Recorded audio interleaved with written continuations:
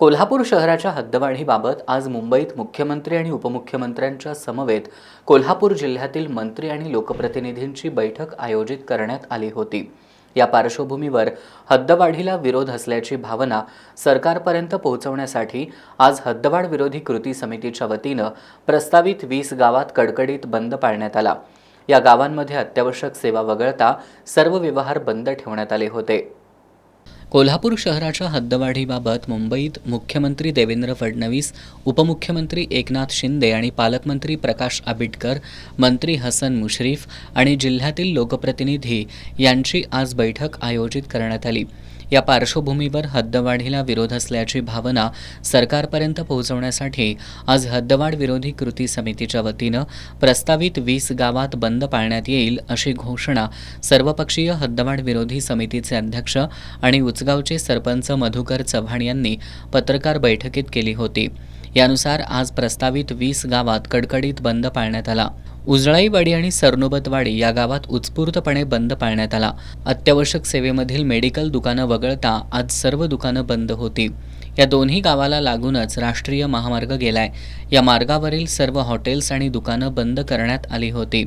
उजळाईवाडीमध्ये मोठा पोलीस बंदोबस्त तैनात करण्यात आला होता। रस्त्यावरील वाहतूक सोडली तर दोन्ही गावात शुकशुकाट जाणवत होता। जर राज्य सरकारनं आमच्या जनमताविरोधात निर्णय घेतला तर निवडणुकीवर बहिष्कार टाकण्यासह भविष्यात तीव्र आंदोलन केलं जाईल असा इशारा सरनोबतवाडीचे माजी ग्रामपंचायत सदस्य किरण आडसूळ आणि उजळाईवाडीचे सरपंच उत्तम आंबवडे यांनी दिलाय। शाहू टोल नाक्याच्या पाठीमागं जो ओल्ड पुणे बेंगलोर हायवे त्या रस्त्यावरची सुद्धा दुकानं आज बंद आहेत आणि संपूर्ण 20 गावांमध्ये कडकडीत बंद पाळण्यात आलेला आहे।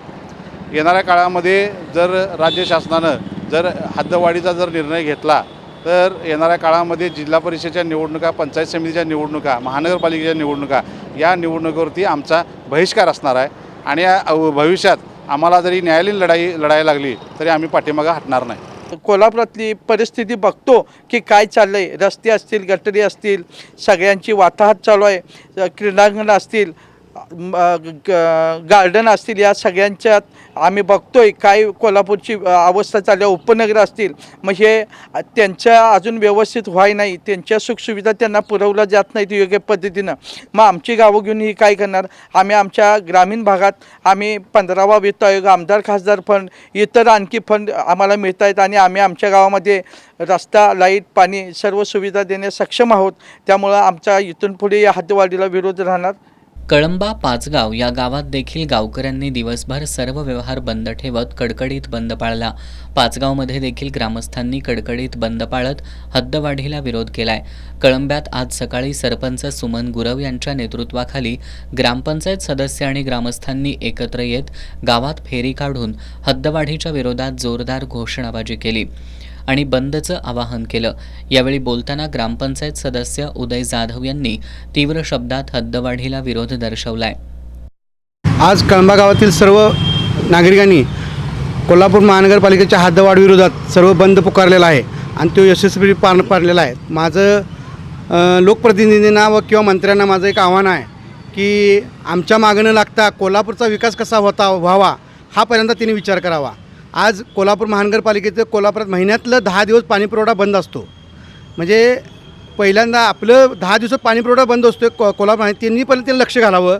IT पार्क आणावा, रस्त्यातलं अतिक्रमण काढावं, रस्ते विकास सुधारावा, उपनगरं सुधारावी, इतर काही गोष्टी बरेच कॉर्पोरेशनच्या आहेत, हायकोर्टाचा बेंच आहे तो अजून यायचा आहे, बरेचसे कोल्हापुरातले प्रश्न प्रलंबित आहेत। त्याच्या मागे न लागता ग्रामीण जीवन उद्ध्वस्त करा निघाल्यात ही 2 मंत्री। ग्रामपंचायत सदस्य संदीप जगताप यांनी यावेळी बोलताना हद्दवाढीचा निर्णय एकतर्फी लादू नका, अन्यथा लढा अधिक तीव्र करू असा इशारा दिलाय। हद्दवाढ विरोधात ज्यावेळी लढा झाला गावकरी लोकांचा, त्यावेळी ज्यावेळी संप पुकारला त्यावेळी गावातल्या प्रत्येक गावातल्या 20 गावातल्या नागरिकांनी उत्स्फूर्त प्रतिसाद दिला। हा प्रतिसाद पाहता गावातल्या लोकांची काय भावना आहे या हद्दवाढी विरोधात हे सरळ स्पष्ट होते।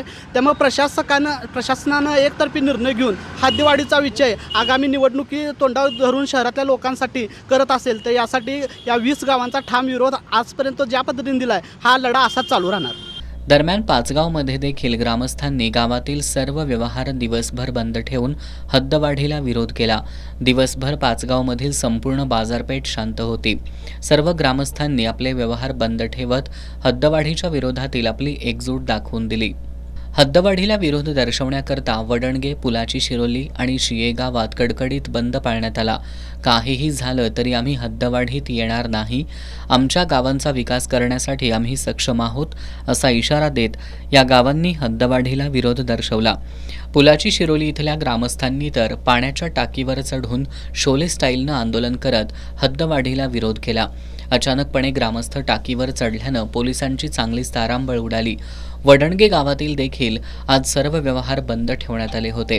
त्याचबरोबर शिये ग्रामस्थांनी गावातील सर्व व्यवहार बंद ठेवून हद्दवाढीला विरोध दर्शवला. या बंदीमुळे संपूर्ण गावात शुकशुकाट जाणवत होता. करवीर तालुक्यातील उचगावमध्येही आज कडकडीत बंद पाळत हद्दवाढीला विरोध दर्शवण्यात आला. सर्व ग्रामस्थांनी एकत्र येऊन प्रस्तावित हद्दवाढीच्या विरोधात जोरदार निदर्शनं केली.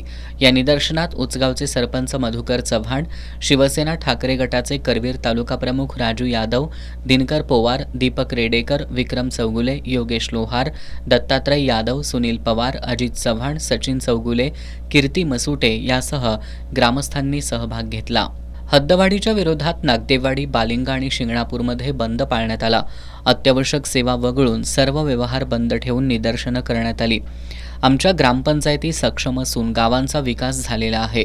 हद्दवाढ करून शेतकऱ्यांच्या जमिनी हडप करण्याचा प्रयत्न होईल अशी भीती व्यक्त करत हद्दवाढ लादल्यास स्थानिक स्वराज्य संस्थांच्या निवडणुकीच्या मतदानावर बहिष्कार टाकू असा इशारा ग्रामस्थांनी दिलाय.